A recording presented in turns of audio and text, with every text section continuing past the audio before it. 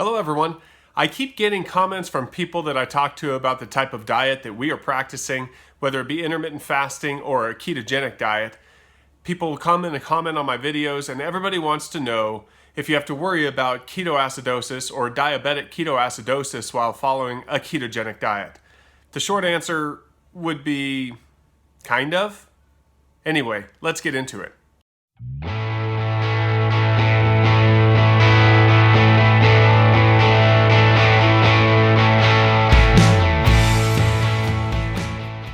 Diabetic ketoacidosis is a very dangerous condition that can happen to people who are unable to produce insulin. And so their blood sugars and their ketone levels rise very quickly, putting them in a state of shock with acidic blood. Ketones are acidic, sugar is acidic. They can reach up to 20 millimolar of ketones, and their blood can be very acidic. It can actually start eating and shutting down their organs. If I recall correctly, it's the leading cause of death in diabetics below about 25 years old. So it is definitely a dangerous situation that needs medical treatment right away. People always are telling me, oh, you're on that ketoacidosis diet. Well, not really. Ketoacidosis is a danger for somebody that can't produce insulin or has a damaged pancreas. Other risk factors include someone who's maybe an alcoholic, has had prolonged abuse of alcohol, and so their livers aren't functioning properly. One of the situations that I saw when I was trying to do research was somebody that was breastfeeding. So the combination of breastfeeding, eating low calorie, and eating extremely low carbs put them into a state of ketoacidosis. But even the doctors that treated it and wrote it up admitted that this case was rare. So there's not very many instances where your diet alone is going to put you into ketoacidosis. In fact, I couldn't find any.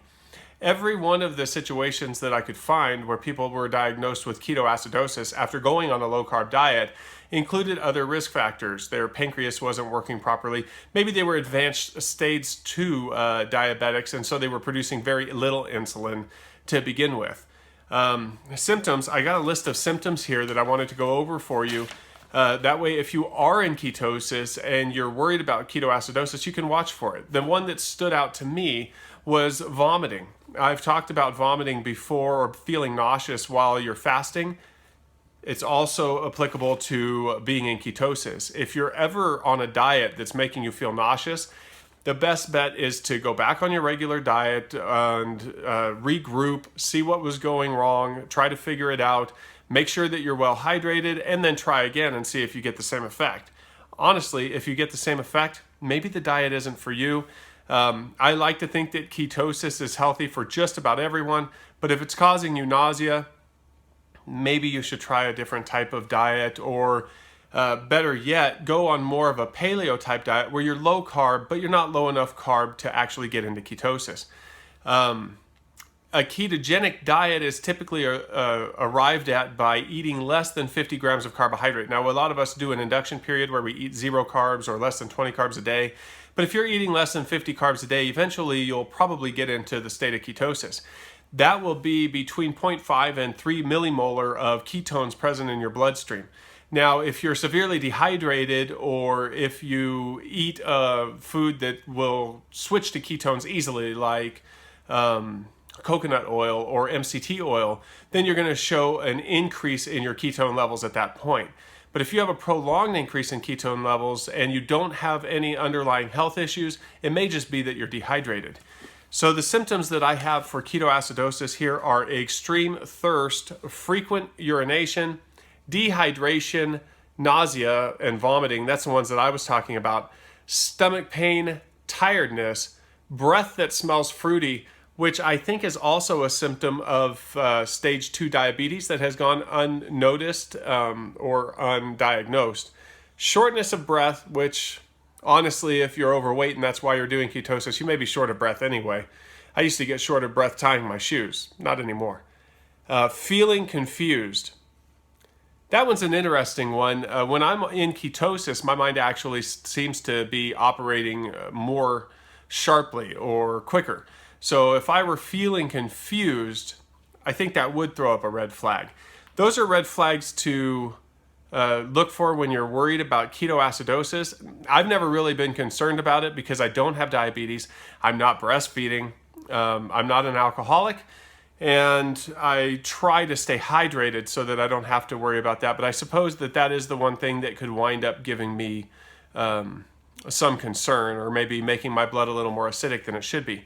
Most people can't get into this 7 millimolar type range where they start worrying about ketoacidosis with just diet alone.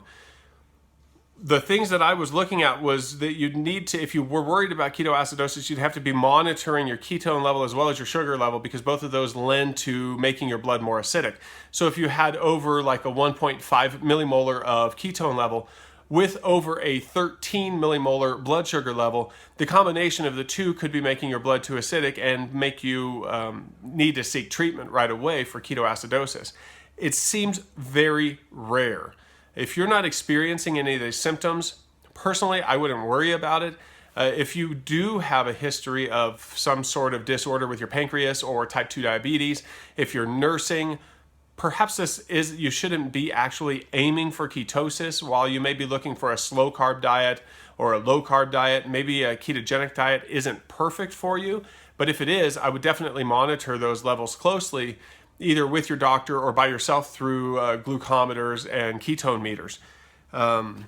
It looks like they're trying to say that a heart attack and stress can also be a trigger for ketoacidosis.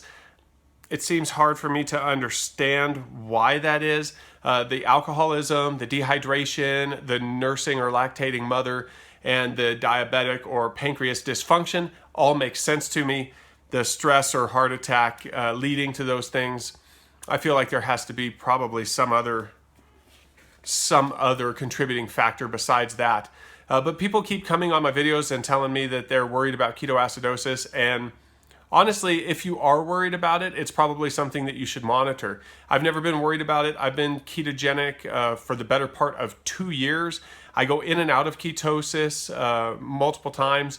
And I work outside in the heat and everything. I probably have been dehydrated. I've never had nausea or vomiting that seemed to be caused by my diet. Most dysfunctions that I ever had with my mental fatigue or with feeling kind of just blasted from the heat was cured by drinking a bunch of water. So overall, I suppose that my health hasn't really been negatively affected at all by the potential of ketoacidosis, but those are definitely things that you need to watch for if you're concerned about it. Anyway, hopefully you're having a good day. Hopefully you're in ketosis. Hit the like button down below. Subscribe to the channel so you can catch more information on ketosis and intermittent fasting, and I'll talk to you later.